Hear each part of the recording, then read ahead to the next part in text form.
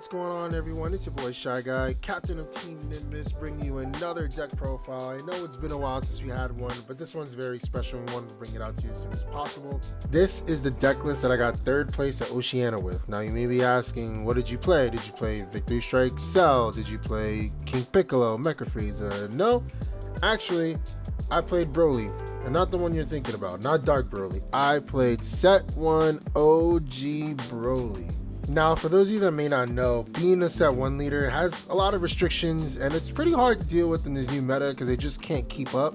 But it does have a lot of effects that kind of do allow it to, and then in the deck profile, you'll see some cards that help bring it up and help it stay relevant, basically. So its first skills is permanent, that's actually on both sides, is that this card cannot attack battle cards, which means you can only attack essentially at leaders and unisons. And this card's auto is when this card attacks, both players have to discard one card from their hand. Now you may be wondering, why would I want to discard a card from my hand even though I'm letting my opponent discard one?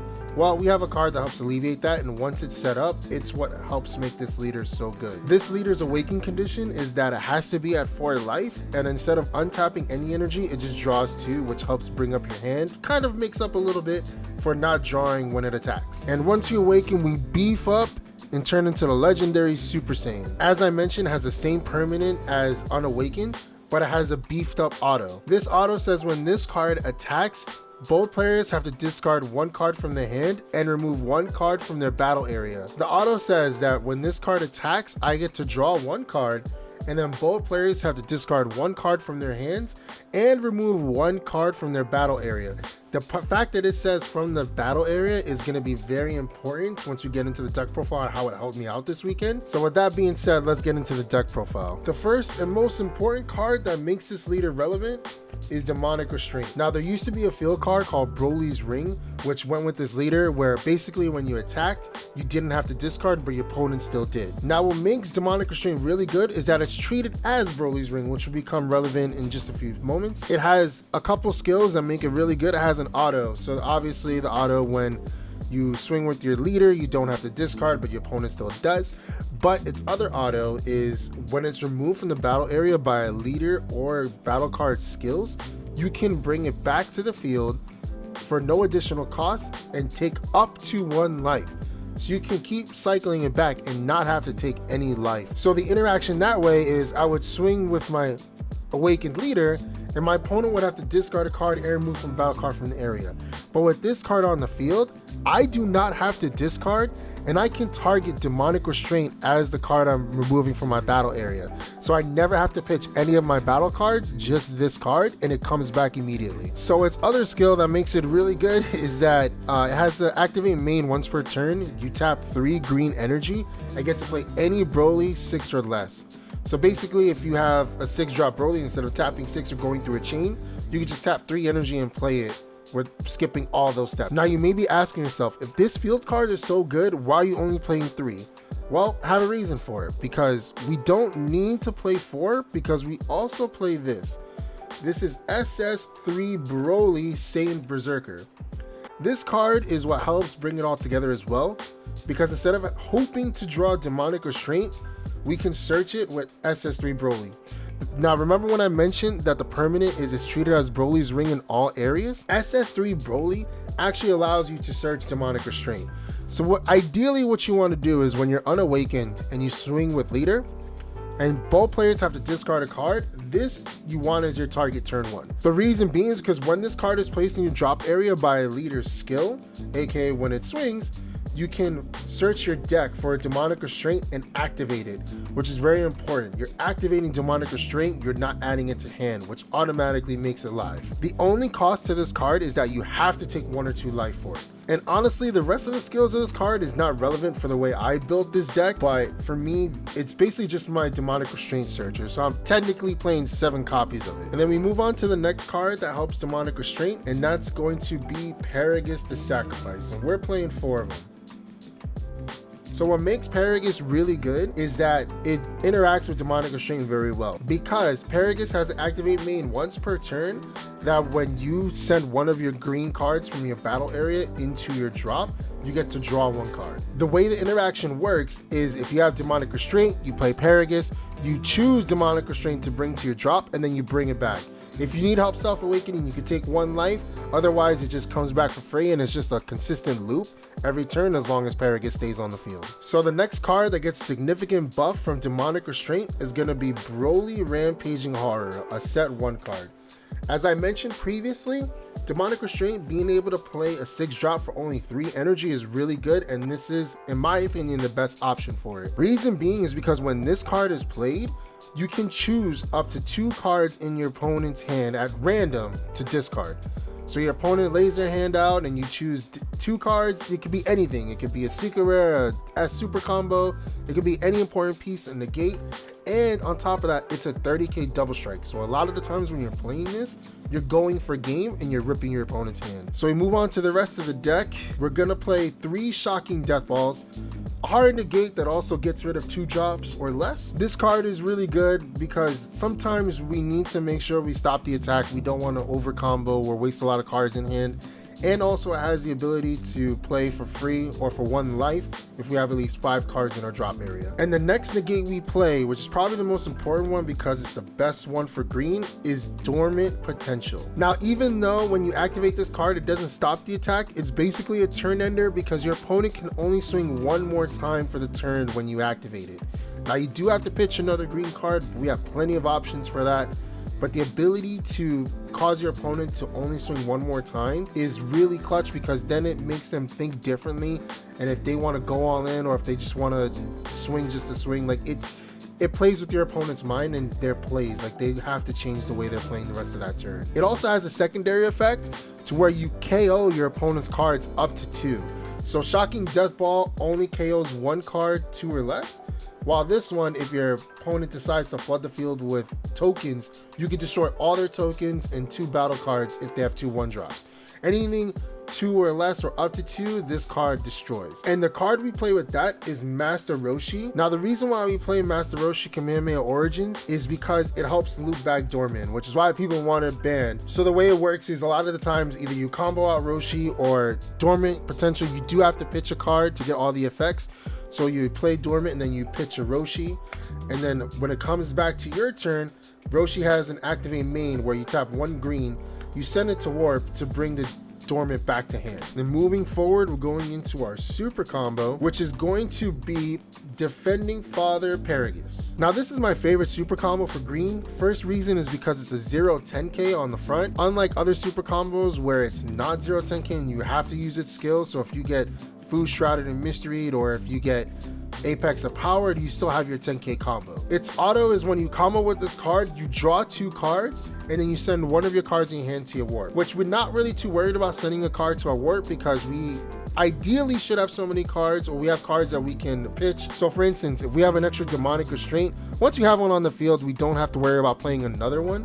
So that could be a pitch fodder or an extra unison or basically anything else, except for a Roshi and a Ribrianne, which we'll get into. So next up is we are playing 4 Demigray Unisons. Now this card is arguably the best unison for green. Now, even though it's a 5k, it actually stays around for a while and helps you self-awaken. So the way this card works is for +1, you can give it 10,000 power, making it a 15k attacker, which is always annoying to deal with. And it has a -3 that you can remove 1 of your opponent's battle cards, 3 or less, ignoring barrier, and KO another card. So for a -3 for a unison you paid 1 for, you can get rid of 2 cards and 1 of them ignoring barrier, which can be a real nuisance in certain matchups. Now, the way it helps you self-awaken is it has a permanent where if it's to lose a marker due to an opponent's attack, instead of losing a marker, you can actually take a life instead, because no one wants this Demigray to stick around for the removal and for the pressure. The other unison we are playing, we're only playing 2 copies of, and that is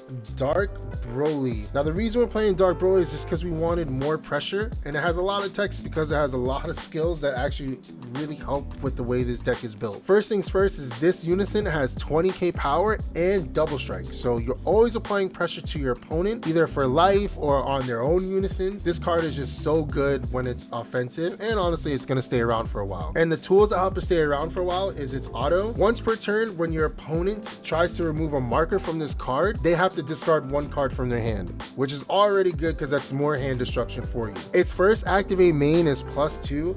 You may choose one card from your hand, discard it, and if you do, your opponent has to discard a card from their hand and pop one of their battle cards. So very similar to a leader effect, except primarily on their side. Now what's very important about that is the may choose. So you can +2 and not choose to discard anything. Sure, you won't get any of the effect, but allowing this unison to stay up for longer because you tap 3, then you +2 and it's already at 5 markers its first turn out, and you didn't have to pitch anything, is also really good. And its last skill is a +or-0 activate main, where you could choose one of your opponent's unisons and remove a marker from it. This skill wasn't really relevant to me during the regional, but it's also always good to have if they have a pesky unison that you just can't get rid of, or if they negated.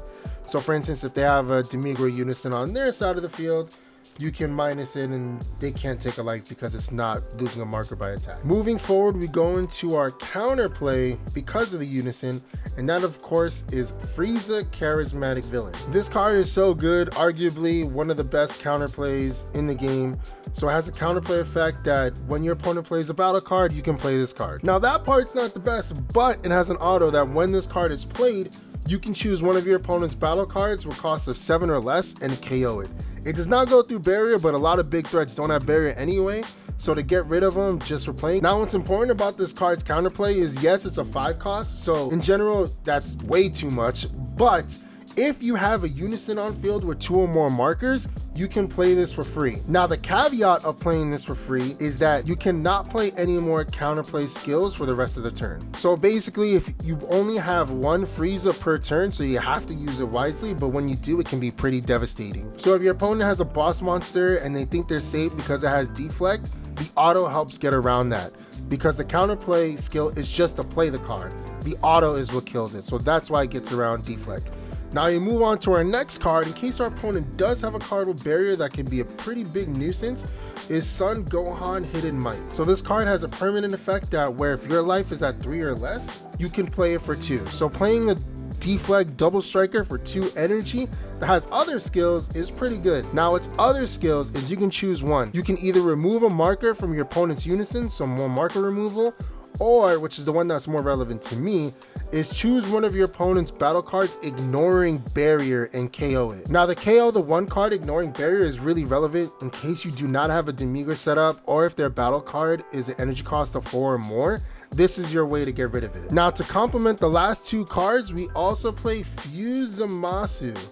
Now the way this card works is, for one, it has indestructible, so a majority of the time it's staying on the field, but it has an activate main. For 1 energy, you can send any 5 cost from your battle area into your drop and play this card. So for instance, if we have a charismatic villain on field, it's a pitch target to play Zamasu. Or if we tap 2 to play Gohan, it's a pitch target for Zamasu. So for 3 energy, I am swinging with 2 attackers and one of them has double strike. Now what makes Zamasu really good as well is its auto is whenever this card attacks, your opponent has to discard 1 card from their hand. So this card is to help keep your opponent's hand size low, as well as applying pressure being a 20k, and as I mentioned, having indestructible means it cannot be removed from the battle area unless it's minus by 20 for whatever reason. Our next card that helps with hand control and for defense as well is Cell's Earth-Shattering Kamehameha. What makes this card really good is that it gives one of your cards 15k for the battle for 1 energy, so you don't have to waste as much resources, and it allows you to snipe a card from your opponent's hand. So your opponent lays down their hand and you choose at random, and your opponent has to discard it. Now speaking of discarding, we're going to go on to our next card, which is going to be Ribrianne Punishing Passion. We're playing 3 of these. This card never hits the battle area. We mainly have it for its activate main, which is for 2 green energy, you send this card from your drop area to the warp, and your opponent chooses 2 cards to discard from their hand. As I mentioned earlier, this is one of those cards we want to pitch for dormant potential, but also we could use it as a combo piece to keep our leader alive, because we're at 4 life. We want to preserve that life as much as we can. So another card that goes on theme with hand destruction is Son Goku Power of Legends. Now this card has so many applications, but we're only playing 2 because it has unique. On top of that, it does have critical, It has the auto that whenever your opponent discards a card by one of my skills, I can play this card for free. So essentially, I swing with leader, this card is always an option because they have to discard and I can play it for free and then just have a 15k critical attacker on field that's going to apply even more pressure. So a lot of the times my turn 1 play would be I would unawaken, I would swing, pitch an 8-drop to play demonic restraint, and because they pitched, I get to play this for free. So on turn 1, I have a 10 and a 15k critical attacker on field, which sometimes can be too much for the opponent to deal with. But it also has another skill in activate main. I could send this card to warp and send one of my opponent's battle cards 4 cost or less to their warp, which can be really relevant if I can't get rid of it for whatever reason at that time. I can get rid of like a Bardock's Warcry or any other card that I feel like is causing me too many problems. As you start wrapping up the profile, we have 1 hidden power E Supreme Kai. It's our double striker. It basically makes anything lethal if they're at 2 life. One of my favorite plays though is whenever I play this for free,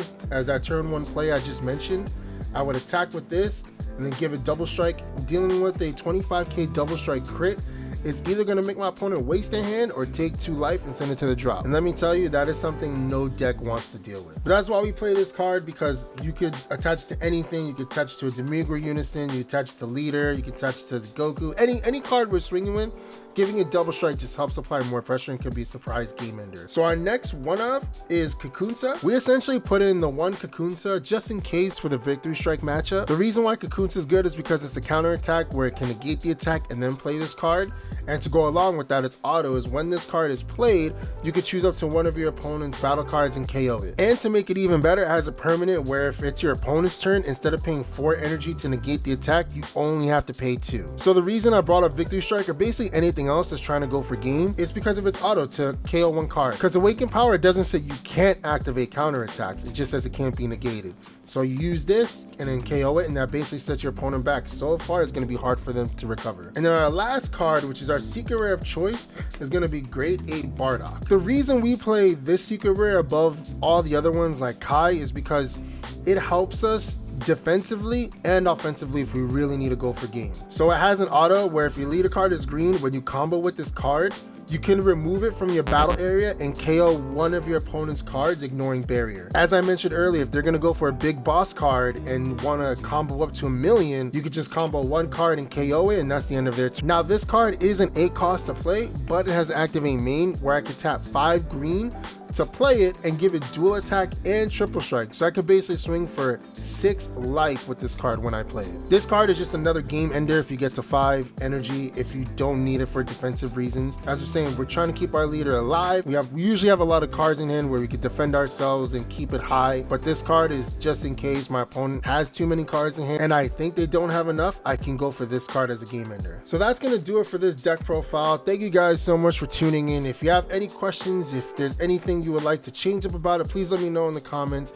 Make sure to hit that like and subscribe button for more Team Nimbus content. Make sure to follow us on Twitch at Nimbus_TCG, and also check out our sponsor King Fandom. If you use the code at checkout Nimbus10, you'll get 10% off your order, whether it's Dragon Ball singles or sealed product, or you can even get Funko Pops. They also sell Yu-Gi-Oh, Magic, and Pokemon, and Digimon, basically any card game you want to play. And of course, thank you to the squad, Team Nimbus.